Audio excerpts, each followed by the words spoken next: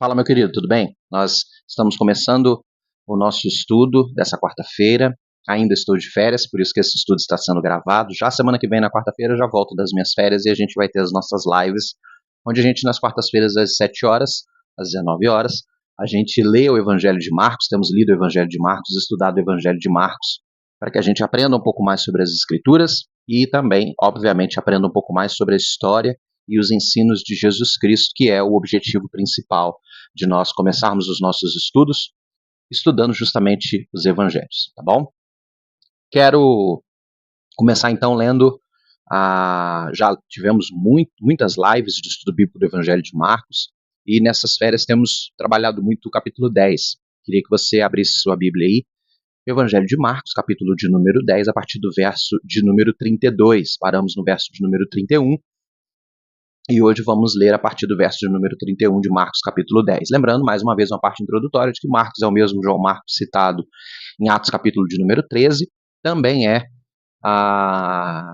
o primeiro escritor de uma biografia de Jesus. Apesar de haver, segundo a tradição e as comparações linguísticas da época, com o contexto da época, talvez havia um material chamado de querigma, que eram os principais ensinos de Jesus, escritos num livro feito pelos discípulos, talvez sirva de base para que todos os outros evangelhos tenham sido escritos, à exceção talvez de João, mas os outros três talvez tenham usado dessa história desse livreto das principais histórias de Jesus. Mas o primeiro evangelho escrito, mais ou menos entre 65 a 69, por ali, talvez seja o evangelho de Marcos, e por isso estamos começando com Marcos, apesar de Mateus, Marcos, Lucas e João ser tradicionalmente uma lista agostiniana, né? Agostinho de Hipona foi quem trouxe essa lista de Mateus, Marcos, Lucas e João, mas a gente acredita que o primeiro evangelho escrito, numa ordem cronológica, tenha sido Marcos. Bom, Marcos não foi discípulo direto de Jesus, não foi um dos 12 apóstolos que andou com Jesus, mas o evangelho dele é válido porque foi escrito aos pés dos discípulos, tendo também, se você olha no contexto do evangelho de Marcos, tem a participação direta, provavelmente, de Pedro, sendo como se fosse um editor, né, desse evangelho, por isso que o evangelho passa a ser um evangelho de crédito. A rua aqui passa bastante carro, fique tranquilo que de vez em quando vai dar uns ruídos aí, tá bom? Marcos capítulo de número 10, a partir do verso de número 35, a partir do verso de número 32, primeiro, diz assim: Estavam de caminho subindo para Jerusalém, e Jesus ia diante dos seus discípulos. Estes se admiravam e o seguiam, tomados de apreensões. Jesus, tornando a levar à parte os 12, passou a revelar-lhes as coisas que lhe deveria sobrevir, dizendo: Eis que subimos para Jerusalém, e o Filho do Homem será entregue aos principais sacerdotes e escribas, condená-lo-ão à morte e o entregarão aos gentios. Hão de escarnecê-lo, cuspir nele, açoitá-lo e matá-lo, mas depois de 3 dias ressuscitará. No trecho que nós lemos, Jesus Cristo mais uma vez está subindo a Jerusalém, porque Jerusalém ficava numa cadeia montanhosa. Então, por mais que no mapa você esteja indo do norte para o sul, indo para Jerusalém, estavam saindo da Galileia para Jerusalém, estavam descendo, mas mesmo assim a compreensão é que eles estavam, tá bom, subindo, porque era numa cadeia montanhosa. Perfeito? Jesus, mais uma vez, explica para eles a função de Jesus. Jesus deveria morrer, e é isso que Jesus está explicando nesse texto, tá bom? Jesus deveria ser açoitado e depois haveria de morrer, tá bom? É um ruídozinho que é o ventilador aqui, que está muito quente, preciso ficar com o ventilador ligado. Então, você tem nesse trecho, mais uma vez, Jesus já tinha feito isso no capítulo 9, está fazendo de novo no capítulo 10, explicando para os discípulos: olha, eu serei entregue, eu serei morto, vão me matar. Jesus Cristo está explicando aos discípulos o que haveria de acontecer a partir do momento que ele chegasse em Jerusalém.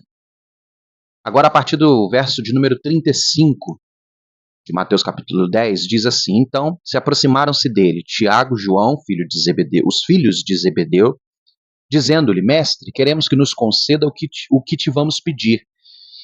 E ele lhes respondeu: O que quereis que vos faça? Eles responderam-lhe: Permita-me que na tua glória nos assentemos, um à tua direita e outro à tua esquerda. Mas Jesus lhe disse: Não sabeis o que pedis.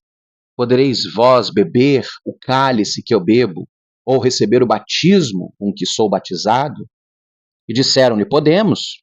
Tornou-lhe Jesus: bebereis o cálice que eu bebo e recebereis o batismo com que eu sou batizado, quando, porém, ao assentar-se à minha direita ou à minha esquerda, não me compete concedê-lo, porque é para aqueles a quem está preparado.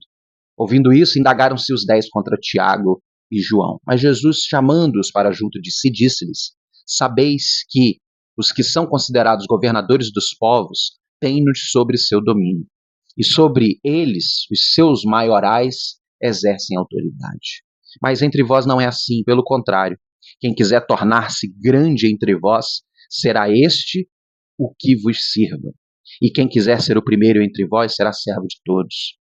Pois o Filho do Homem não veio para ser servido, mas para servir e dar a sua vida em resgate por muitos. Esse texto é maravilhoso porque Jesus está explicando para os discípulos, falando: olha, o Filho do Homem não veio para ser um rei que fica sendo paparicado, bajulado, não veio para ser servido. O meu reino é um reino diferente. Nessa história eles estavam caminhando para Jerusalém. Jesus Cristo disse que morreria, mas ressuscitaria. E Tiago e João, eles se aproximam de Jesus e dizem: mestre, permita-me que na tua glória João se assente à esquerda e eu à tua direita, Tiago à direita. Ou seja, é um símbolo de que no reino de Jesus, no reino de Cristo, eles seriam as duas figuras mais importantes nesse reino de Jesus. Isso mostra que eles não compreenderam especificamente o significado do ministério de Jesus e do propósito de Jesus. Eles não compreenderam que o reino de Jesus não é um reino físico, é um reino espiritual. Não é um reino com limites geopolíticos ou territoriais. É um reino do coração, onde o coração do indivíduo é o lugar onde Deus habita e se faz presente. Eles, infelizmente, não entenderam isso e fizeram esse pedido a Jesus. Jesus, permita-nos que nos assentemos à esquerda e à direita quando o Senhor se transformar num rei, imaginando Jesus como uma majestade, como um líder, sentado num lugar chique, onde eles seriam os maiorais. Os discípulos brigam com Tiago e com João, dizendo por que eles se assentariam do lado de Jesus. Por que eles? E por que não Pedro? Por que não Mateus? Por que não Tadeu? Por que não qualquer um outro? Essa contenda leva-nos a entender que não só Tiago e João não entenderam, como também quase todos os discípulos não estavam, obviamente, entendendo o que compreendia de fato o reino de Deus ou o reino de Jesus. Então, Jesus Cristo aproveita inicialmente para explicar para Tiago e para João sobre dois símbolos, o cálice e o batismo. É legal quando Jesus fala sobre isso. Ele diz assim, não sabeis o que pedis, pode vós beber o cálice que eu bebo e receber o batismo com que sou batizado, no verso 38 do capítulo 10. O que Jesus fala sobre cálice e sobre batismo? Cálice é a missão, é o propósito, é o empenho da vida, entende? Lembra que Jesus no Getsemane, ele disse para Deus, Senhor, se for possível, afasta-te de mim este cálice, ou seja, esse propósito, essa missão. É isso que Jesus está dizendo, podereis vós ter a mesma missão que eu tenho, entende? Ter o mesmo compromisso de, por fazer o que é certo, por fazer o que agrada a Deus, sob o princípio de agradar a Deus, de todas as formas, com um compromisso verdadeiro, podereis vós morrer? Poderia vocês morrer em favor de Jesus, em favor de mim ou em favor de meu Pai? Entende? É isso que Jesus Cristo está dizendo. Quando ele fala sobre cálice, ele fala sobre propósito. Enquanto os discípulos estavam pensando num reino de regalias, de favores e de méritos, Jesus está falando sobre propósito. E isso é muito importante para a gente entender. O reino de Deus é um reino do qual a minha vida assume o propósito, a missão de servir a Jesus, para que, de fato, eu tenha participação nesse reino. Esse reino não é um reino que eu fico recebendo favores. É um reino que a minha vida é favor à vida de outras pessoas, atendendo o princípio da vontade de Deus para mim e para os meus passos, para os meus dias e para o meu futuro. E o batismo? Qual é o símbolo do batismo? A decisão. O que é batismo? Batismo é a minha decisão em Cristo, de viver por Jesus, de viver em Jesus, de viver para Jesus. Isso é o que o texto está dizendo. E Jesus diz, vocês precisam tomar o cálice, ou seja, o propósito, para fazer parte desse reino. Vocês precisam do batismo, ou seja, da decisão pessoal de viver ao meu lado, custe o que custar, assim como Jesus passaria aqui nesse trecho dias depois. Custe o que custar, a vontade de Deus precisa ser feita. Custe o que custar, a glória de Deus vem em primeiro lugar. Custe o que custar, a salvação de pessoas, o viver amando a Deus e ao próximo, é princípio a vida de vocês e não pode ser moeda de troca, não pode ser negado, não pode ser esquecido, não pode ser deixado de lado. E é interessante que, se você olha, tanto Tiago quanto João, tradicionalmente, eles sofrem justamente por causa do cálice que eles assumiram e do batismo que eles assumiram em Cristo Jesus. Tiago morre por Herodes, Agripa, morto em Atos capítulo de número 2, tem a cabeça decapitada, e João, acredita-se que João foi muito açoitado na ilha de Patmos e sofreu muito durante a sua vida, justamente por causa do cálice, da missão de viver por Jesus. E isso mostra pra gente que viver com Jesus, muitas vezes, não é só sombra e água fresca, né? Tem também os seus compromissos, suas lutas, suas dores, mas elas são extremamente importantes para nós. Amém? Depois a gente tem Jesus explicando para os discípulos, falando, olha, no meu reino, explicando para todos, no meu reino, vocês querem se assentar à esquerda e à direita para ser servidos? No meu reino não é assim. O maior serve a todos. No meu reino, vocês têm a bênção de que todos os servirão no fim. Todos os governadores, líderes mundiais, todo mundo serão servos de vocês, porque nada é maior do que o reino de Deus. Mas no reino que eu estou deixando e que vocês viverão e que eu estabelecerei por meio da igreja, acho que não tem essa frase aqui, mas é a continuidade do processo, o reino se aplica servindo as pessoas. O maior não é o que é mais servido, é o que mais serve. Eu vos constituí servos, como o próprio Jesus diz, o Filho do Homem não veio para ser servido, mas veio para servir e dar a sua vida em resgate por muitos. Assim como ele também está explicando aos discípulos, explicando para todos nós. A nossa vida é uma doação ao outro. Se a nossa vida não é uma doação ao outro, nós não fazemos parte do reino de Jesus. Entendeu? Então é isso que Jesus está ensinando nesse trecho. E por último, nós temos o texto de Marcos, capítulo de número 10, do verso 46 ao verso 52, que é a cura do cego de Jericó.